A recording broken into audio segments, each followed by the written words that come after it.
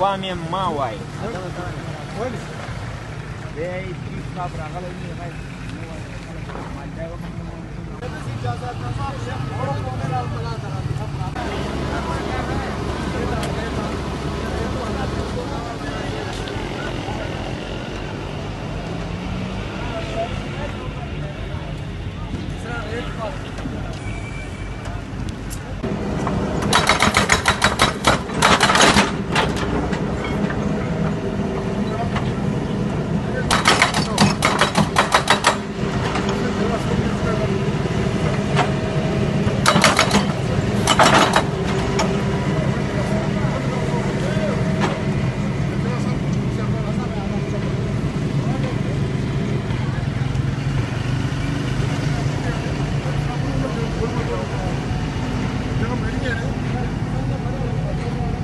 line जानी है gutter line जानी में लाइन पट्टी खड़े हैं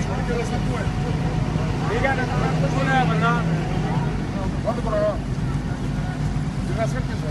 बंद कर दो बंद करो